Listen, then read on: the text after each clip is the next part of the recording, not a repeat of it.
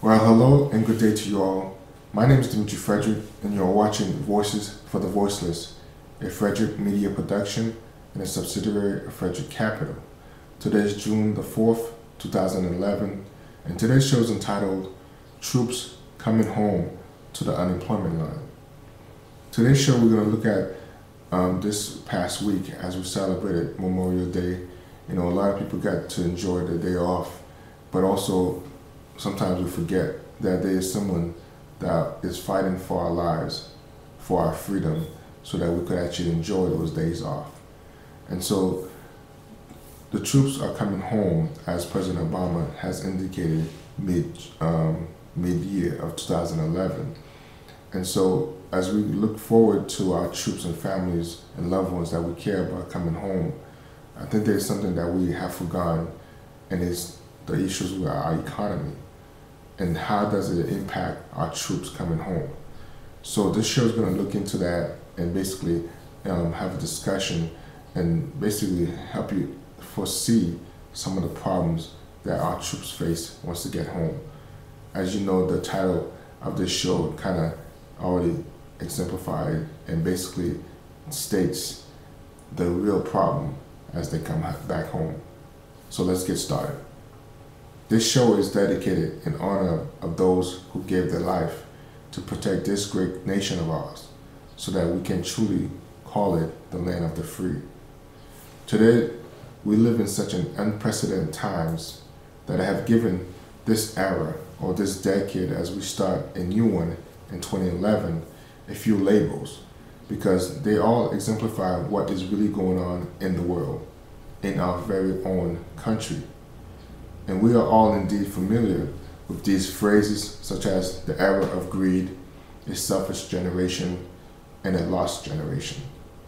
But what is so fitting for today's show topic is this phrase, damn if you do, damn if you don't. And I say that in relation to President Obama's job as a president. It is not an easy job to do. It is almost as if he is stuck in the middle of a rock and a hard place, if you don't mind the pun. Let me explain what I mean.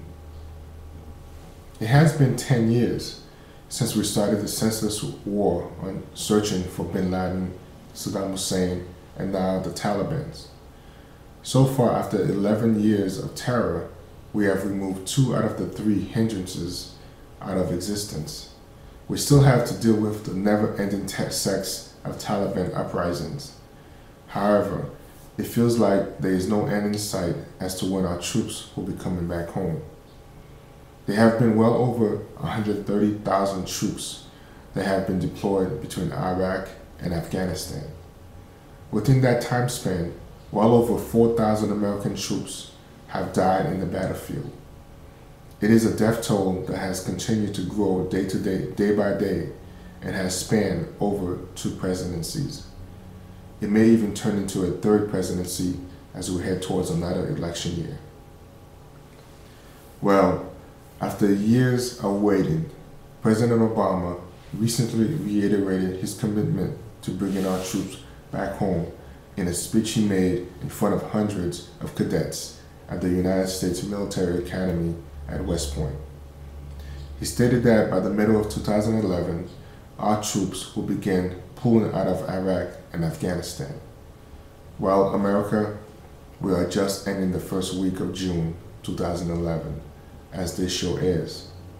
Now, I am not someone who is strict on following timelines as scheduled, because pulling our troops is easier said than done. So please have some patience as the process begins and give our Commander-in-Chief the time he needs to come up with a strategic plan of action.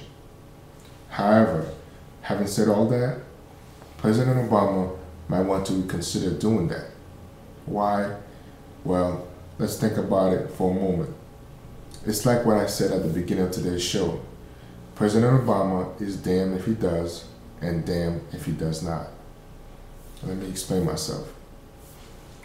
One thing that has not dawned on us as civilians is what we as a nation really going to do with all these troops once they come back home. I know it is a great and all feeling that we want our loved ones to be kept from harm and back on U.S. soil, but I must ask you, what are they going to do for work once they come back home? In hindsight, President Obama might want to reconsider bringing the troops back home. For the most part, these troops who have been in the battlefield for more than a year or two may come home to find themselves without a job. With unemployment reaching 10%, that's just one more issue the White House will have to deal with in the media. Since the day I originally wrote this show back in September 2010, a lot has happened. Let me give you some highlights of a few updates as to what's taken place since then. Bin Laden and Saddam Hussein are both dead, but most importantly, our economy has remained the same. The war on terrorism has not declined. For the most part, America is more on guard than ever before, as new radicals try to stake their claim to fame as the next leader of the Taliban. We continue to face new crises, but to some it is called new, but to others like me, it is really the same old BS that we have brushed along because the stock market went back above 12,000 points thus far. You can also catch my show on this topic as well. It's entitled Dial 12,000. These days, our latest concern is the debt crisis fiasco. Europe and the IMF have their own financial worries to deal with. Several countries have also gone bankrupt or are on borrowed lifelines. Unemployment has not really moved. The news media reports that the number of unemployed individuals have gone down, but that is not really true. One thing for sure, since the days of Enron and Bernie Madoff, our economists have definitely learned from the best of them how to fudge numbers and make our economy look good again. You can ask Alan Greenspan about that one. He always tells it like it is. You just might need an economist to interpret what he said afterwards, though. So, this leaves me with one question and one question only. What are we going to do with our troops once they come back home? There are 5 key points that we have to consider moving forward. Number 1, we as civilians sometimes forget that these troops have loved ones who they are providing for while putting their life on the line. For some families, this is the only income source coming into the household.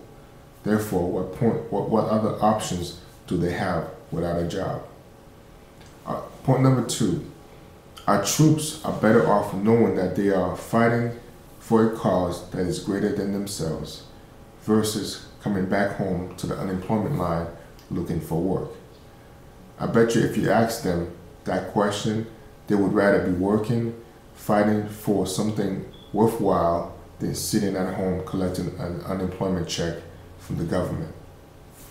Point number 3, we must remember that these troops are strong, will-minded, will-powered, able-bodied men and women who have been trained to fight for our country.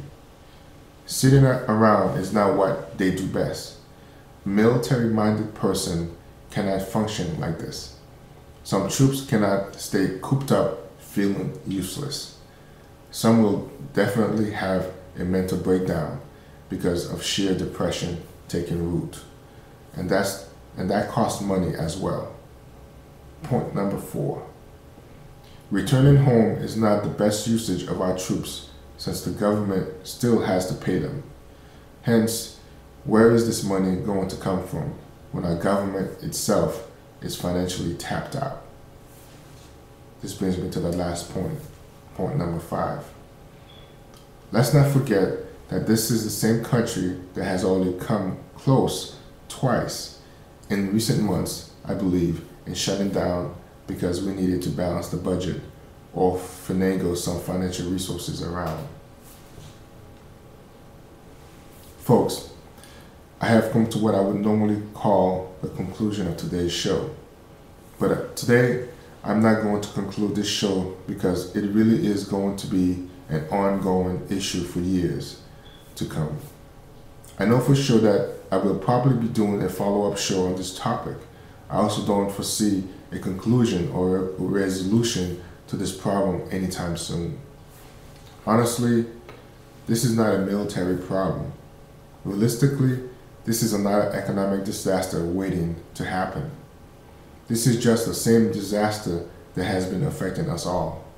It just has different shapes, different angles, or rather different points of view in which you can look at it. Today's show is unique because this topic is not an issue or a subject of importance that the media feels is necessary to speak about. But you also must understand that the media is a reacting reporting agency. Unlike them, Voices for the Voiceless is a proactive show. What I have just done today is give you a glimpse into the future, a glimpse of what is going to have to be a hot topic in the coming months as President Obama is faced with his decision to finally bring our troops home. Again, he is damned if he does, and damned if he doesn't. So what do? I cannot give you an answer, and no one else can really do so. The reality of what is coming just needs to happen. We cannot keep hiding the dirty truth any longer. All we are doing is preventing the inevitable from happening. Well, that is our show for today, folks. You have been watching Voices for the Voiceless. And as always, I hope you have been empowered, enlightened, and definitely have been educated. Take care and God bless.